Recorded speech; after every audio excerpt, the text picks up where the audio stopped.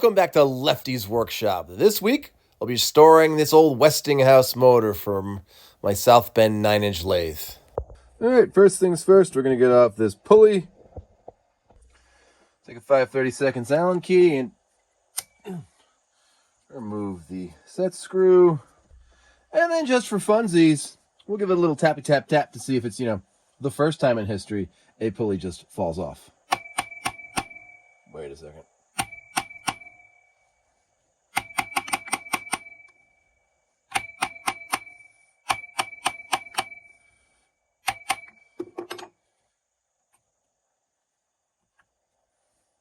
Ladies and gentlemen, you saw it here first. The first time in history that a pulley came off a motor. Holy crap! I have to be honest. Somebody forgot to put a keyway in it. Yeah, it happens to the best of us. And then we're going to try to remove this big old capacitor here. And of course it's hardwired in. I guess we're just going to let it dangle there. All right, next, we're going to need a relatively large 7/16. There we go. Let's see if we can, that comes off nicely. Now I'm beginning to think that this motor might not have, like, normal ball bearing in it, because it has these oilers here. Never worked on an electric motor before that had oilers. So, we'll see what that means in a little bit. Now, oddly enough, this motor supposedly is from the 1950s, because that's where the lathe is from. And I worked on my big old bandsaw, which is from the 1930s, and it wasn't as rudimentary as this. Maybe this motor is not from the 50s. It was the late 50s when they started developing motors, more modern style, smaller motors, which still produced a half a horsepower, but did it in a smaller, oh my god, that's tight. Oh, there it goes, it came out. A smaller way. All right, so there is a seam here. We're going to try and, wishful thinking.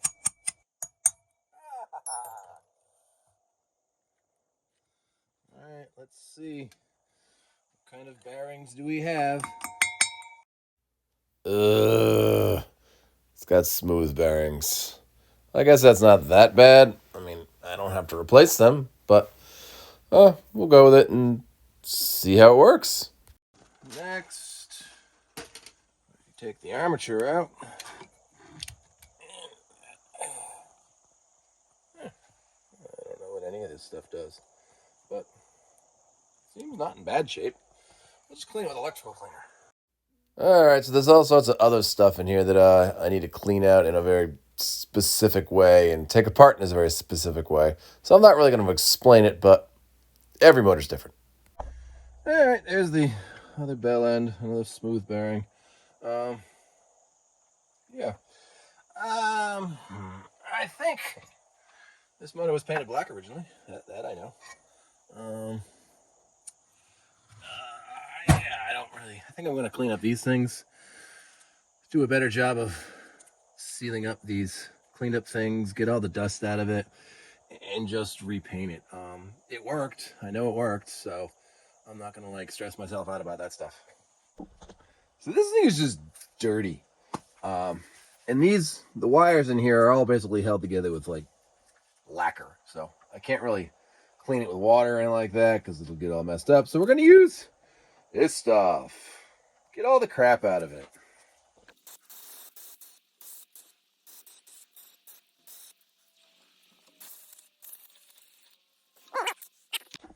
Now I got a big mess to clean up. Yay! So, I've been thinking. I know, there's still smoke in the workshop from it. But anyway, I don't know much about electric motors with oilers in them, but I do know a lot about oilers. Now, other than losing to the Panthers every year, They're supposed to be pointed up, like that. Now, when this motor was mounted on whatever flat surface it was, those oilers pointed up, and that's how it's mounted. But this thing does not get mounted flat. It gets mounted like this in the engine, which means, and the motor, and the lathe. Those are pointed sideways, and the oil would drain right out of them, which is stupid. Can I mount it? Can I turn the whole thing? I don't know. We're going to find out. We got the main housing of the motor here. I don't really want to risk getting anything in the coil, so we're just going to use a wire brush.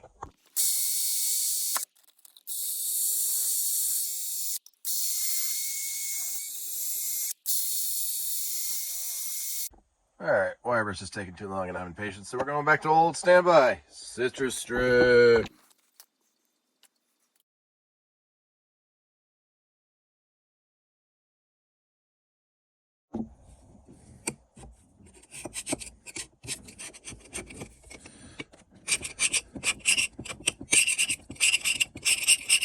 And there it is, all de-painted. It's painted. Satin black, that's the color that was underneath the tag here, which I cleaned up. So as I said, we got to turn these bells. So this oiler used to be up here, so we turned the whole thing. Now, that could be a problem, because I know some electric motors, when you turn pieces, it makes them go the different way. So we'll have to figure that out. But this piece here used to be up here, and now it does appear to have enough wire to move down here. But some of those wires are cracking. So we're going to have to do a little bit of fixing of things, which could take some time.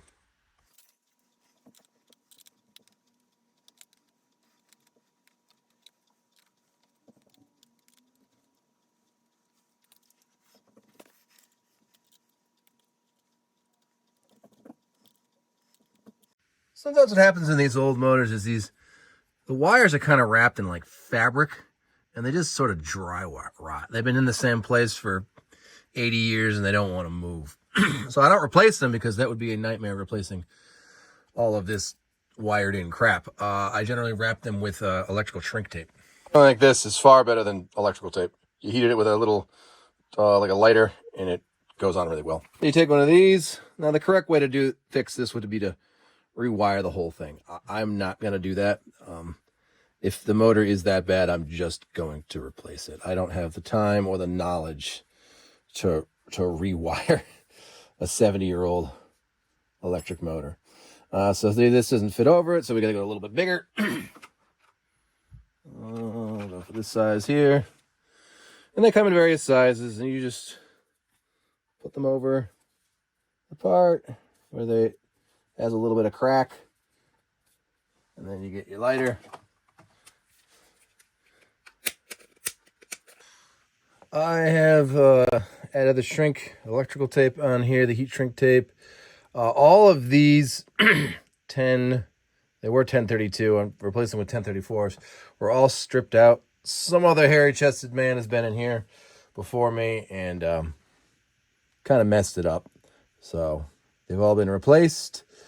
We've cleaned all this. We have to solder on the capacitor and then put it together.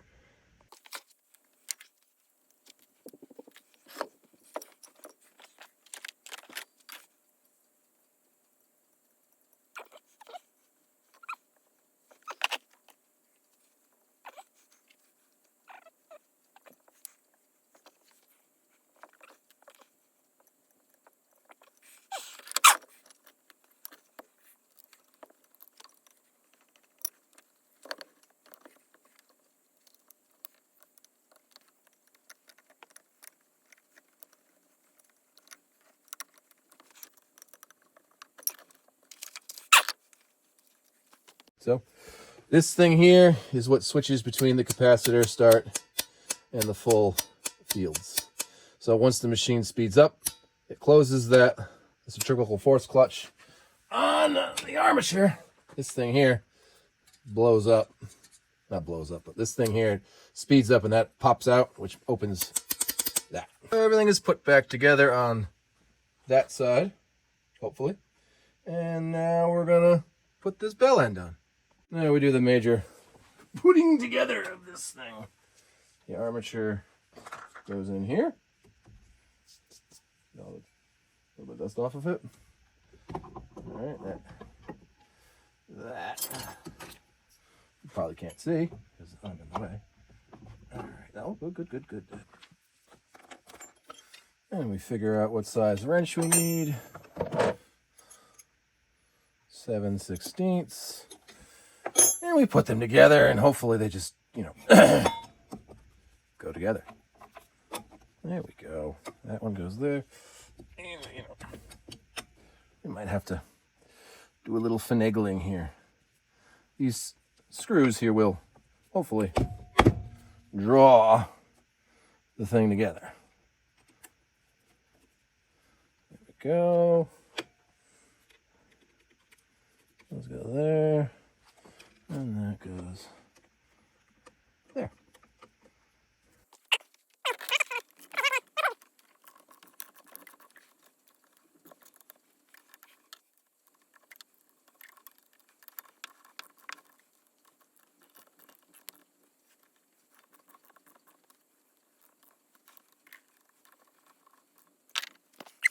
Found a nice old key in the bottom of the toolbox.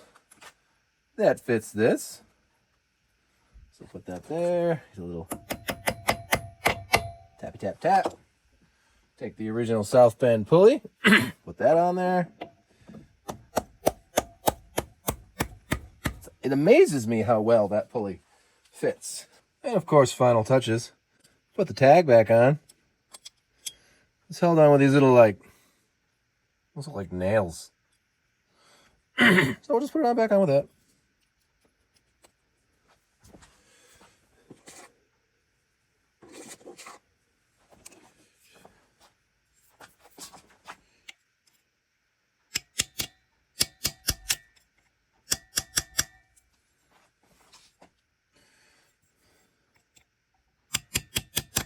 All right. So there it is. All done. Have a good week. We'll see you later. Bye. Obviously, this would be a pretty lame video if we don't hear something hum and spin. So let's see if we can get this thing back together. All right, so we got everything hooked up the way it was before. Here's the original switch. It's plugged in. Oh, jeez. And the breaker blew. Yep, I am not a motor expert. It's going very slowly for some reason. And the power went out. So, yeah, I'm not an electrician, and something wrong with the motor. But that's all really the time I have this week to get that done. I do happen to know somebody who knows a lot about electric motors. My dad. And I'm going there this weekend, so I am going to show that to him, and maybe he can figure out how to make it work. But yeah, remember, don't do as I do. I don't. You could hurt yourself. Yeah. Thanks for watching. Please remember to like, subscribe, and share, and we'll see you maybe sometime this weekend with it running.